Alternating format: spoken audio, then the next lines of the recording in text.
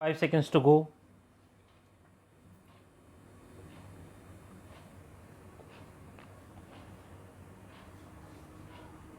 Start.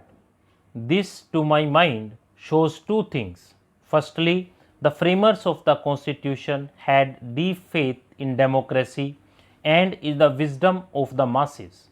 They considered every citizen as a citizen and not as a woman or a member of a caste or tribe, and held that each of them must have an equal say in shaping our common destiny. Secondly, from ancient times, this land has been women and man as equal, indeed, as incomplete without each other.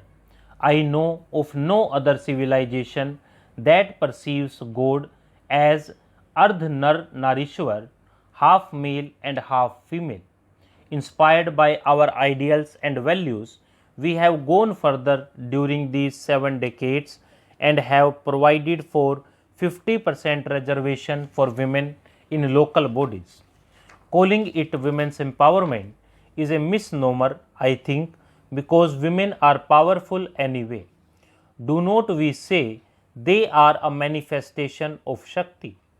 If facilitating their better participation in political processes is empowerment in any sense, it is empowerment of the whole society because you all add quality to governance, you help bring focus on issues that matter. Ladies and gentlemen, women are shattering the glass ceiling in one domain after another. The latest is their enhanced role in the armed forces.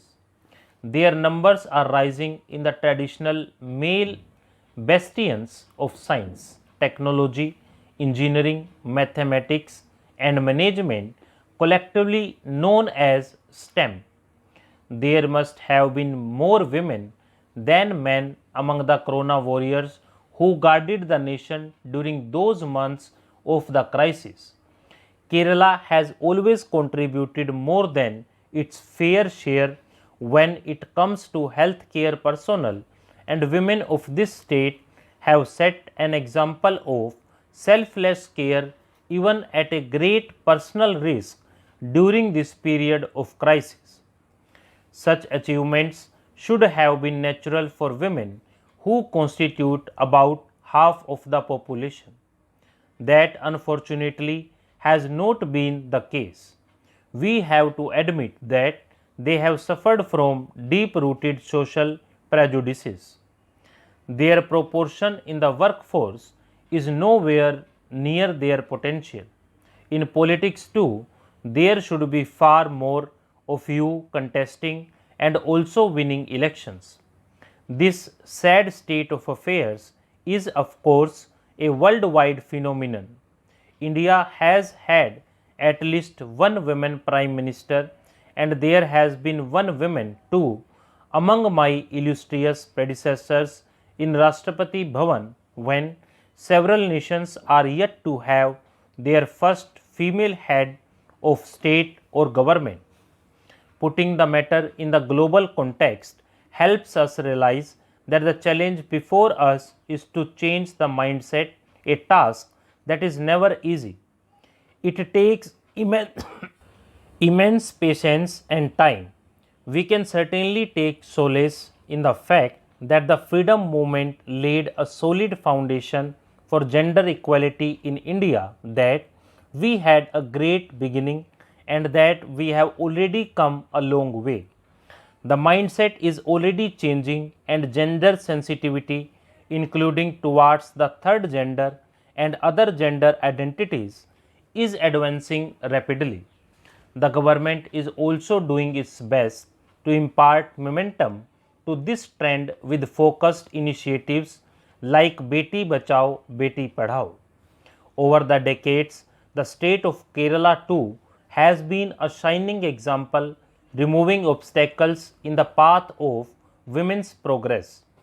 Thanks to a higher degree of sensitivity among the population, the state has charted new paths in helping women achieve their potential in the spheres of health, education, and employment. This is the land that gave India the first women judge in the Supreme Court, Justice M. Fatima Bibi. It is in the fitness of things that Kerala is hosting the National Women Legislators Conference. Ladies and gentlemen, this conference is being held as part of Azadi Ka Amrit Mahotsav.